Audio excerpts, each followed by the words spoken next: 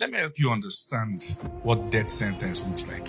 It's not just the courts that can give people death sentences. Death sentence can be prolonged, something that people have time to prepare for, like the kind that they give in court.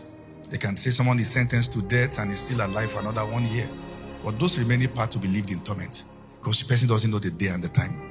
A sickness can also come that represents what? Death. And it looks like time is counting.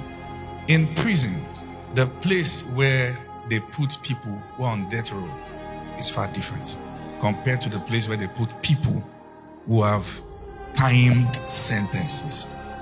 In some prisons, when the rest are coming out to play or work or do all those things, those who have been sentenced to death, in fact in every prison, are not allowed to mix with those who have timed sentence.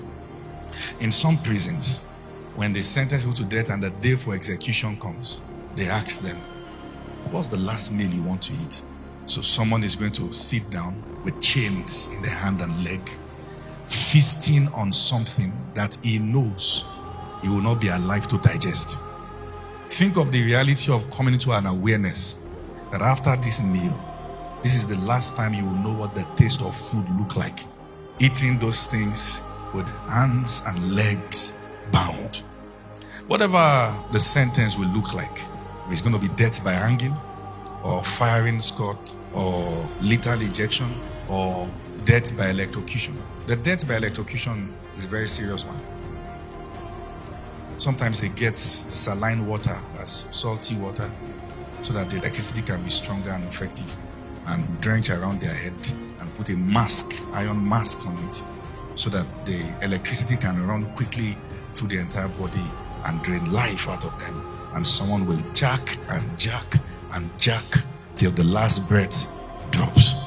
And if it is death by hanging, the fellow is bounded to the hands, by the hand to the back, the legs bounded, made to climb the gallows, shaky legs, because nobody wants to die. And of course, put a black cloth around the person's face, and a rope is dumped there. A preacher, whatever fate comes, and give the fellow the final opportunity to make peace with the maker.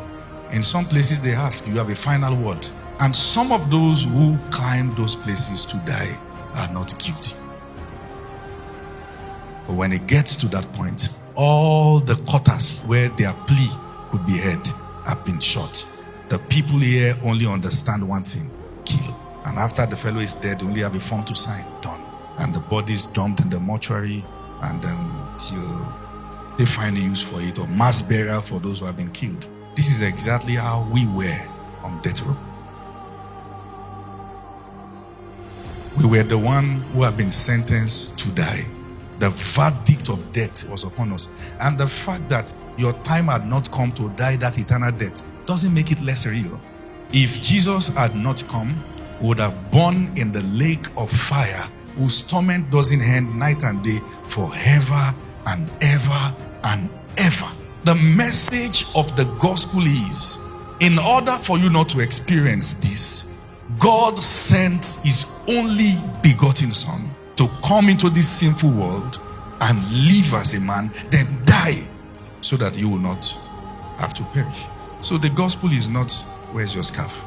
The gospel is not, why are you wearing trousers? The gospel is not, why are you putting on lipstick?